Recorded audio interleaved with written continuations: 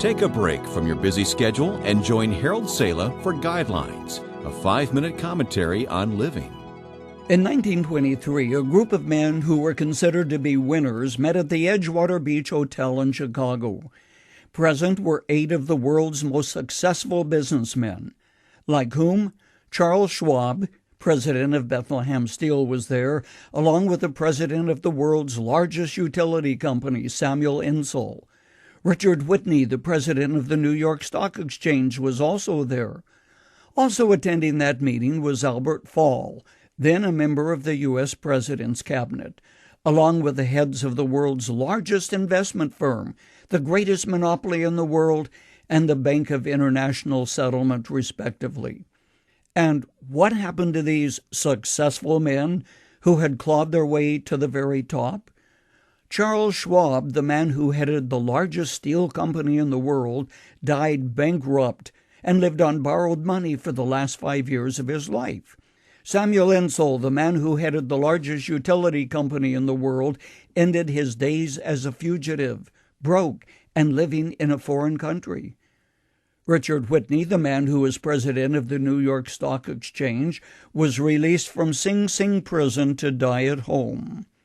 Albert Fall, the man who was a member of the U.S. President's cabinet, was pardoned so he could die at home. The last 3 all died as suicides. These individuals made it to the top, but once they got there, something went wrong, very wrong. What price success? What cost to win? For a few seconds, focus your attention on these individuals, likewise people considered winners.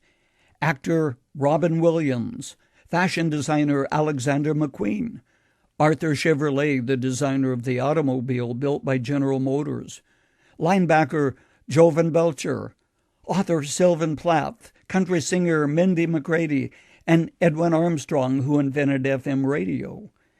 And to this group, I could add the names of Ernest Hemingway, Marilyn Monroe, and Kurt Cobain for a beginning. What do they have in common? 2 things. They were successful, and their lives were ended by suicide. I said they were successful, but were they really?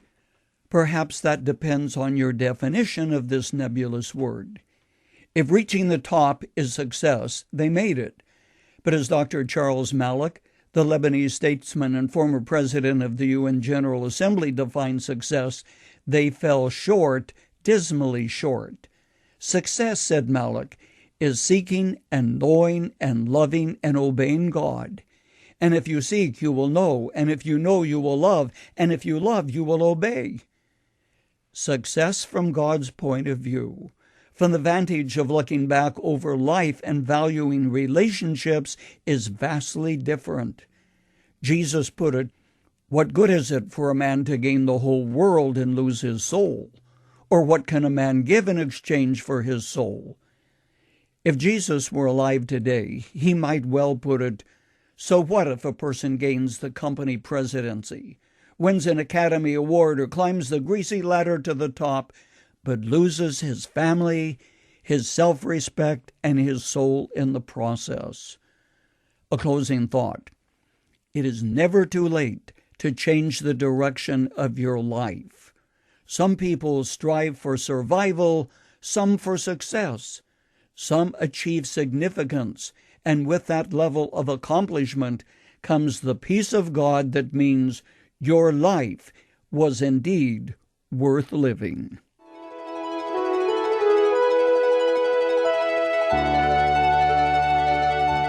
You've just heard Dr. Harold Sala with Guidelines, a 5-minute commentary on living.